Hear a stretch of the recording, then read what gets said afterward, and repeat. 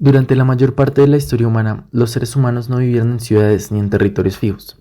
Fuimos nómadas. Nos movíamos constantemente, siguiendo los recursos que ofrecía la naturaleza. William Murray plantea algo que rompe con una idea muy común. En ese largo periodo, los conflictos eran relativamente escasos. No porque el ser humano fuera moralmente superior, sino porque siempre existía una alternativa fundamental: moverse. Si surgía una tensión, si un grupo se volvía peligroso o si los recursos comenzaban a escasear, la solución no era pelear, sino migrar. Probablemente el ser humano ya sabía que al plantar una semilla podía crecer una planta. Sin embargo, no necesitaba hacerlo. Viajar resultaba más seguro que quedarse. No había necesidad de acumular, ni de defender territorios, ni de someter a los otros. En ese contexto, la cooperación tenía sentido, porque la supervivencia dependía del grupo, y no del control sobre los demás. Esta lógica empieza a romperse cuando el ser humano se asienta. Con la agricultura, la población crece, los recursos se vuelven limitados y la huida deja de ser una opción. Es aquí donde aparece una idea clave para entender el conflicto: el dilema del prisionero. Este dilema plantea una situación simple. Dos personas estarían mejor si cooperaran, pero como no pueden confiar plenamente en el otro, la decisión más segura termina siendo traicionar. No porque sea la mejor, sino porque parece menos riesgosa. Uri sugiere que algo muy parecido ocurre en la historia humana.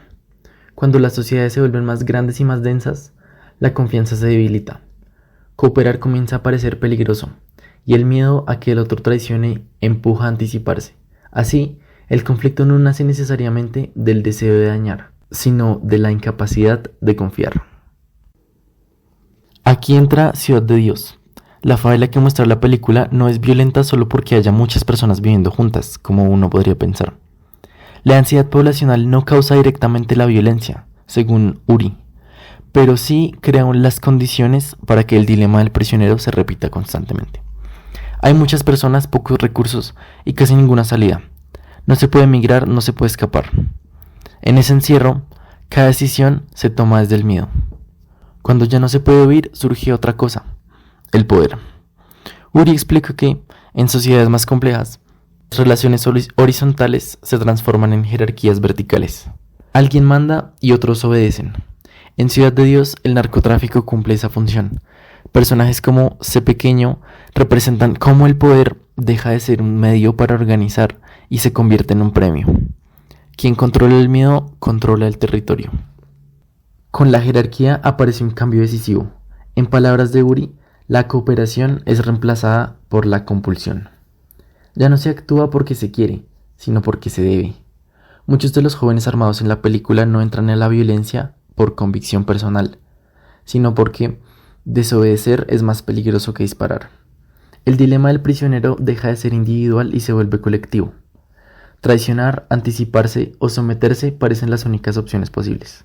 Esto conecta con una de las reflexiones más fuertes de Uri, cuando habla de los cazadores de cabezas y Longuet. Para ellos, la guerra tenía un propósito personal: venganza, honor o una razón propia. Lo que les resultaba imperdonable era que un ser humano entregara su cuerpo a la guerra simplemente porque una autoridad se lo ordenaba.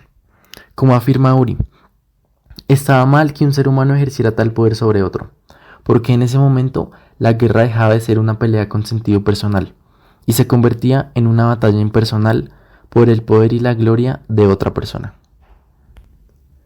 Eso es exactamente lo que vemos en Ciudad de Dios. La violencia ya no pertenece a quien dispara, pertenece a la jerarquía que manda. Los jóvenes venden su cuerpo a la guerra no por elección libre, sino porque el sistema no les deja alternativa. Luchan por un poder que no es suyo y mueren por una gloria que no les pertenece. Así, la película confirma la tesis de Uri. El conflicto no surge solo del caos o de la maldad humana, sino de cómo organizamos nuestras relaciones, de cómo distribuimos el poder y de cómo el miedo reemplaza la confianza. Cuando ya no se puede huir, cuando cooperar parece imposible y cuando una jerarquía decide por otros, la guerra deja de ser una excepción y se convierte en una forma cotidiana de existir. Ciudad de Dios no muestra simplemente violencia urbana, muestra el resultado de un proceso humano profundo y duradero. Un proceso donde el dilema del prisionero gobierna las decisiones, donde el poder se vuelve impersonal y donde la vida humana pierde el valor. Y es ahí donde la pregunta final de Uri cobra sentido. Si este fue el camino que nos trajo hasta aquí, ¿somos capaces acaso de organizarnos de otra manera para salir de este conflicto?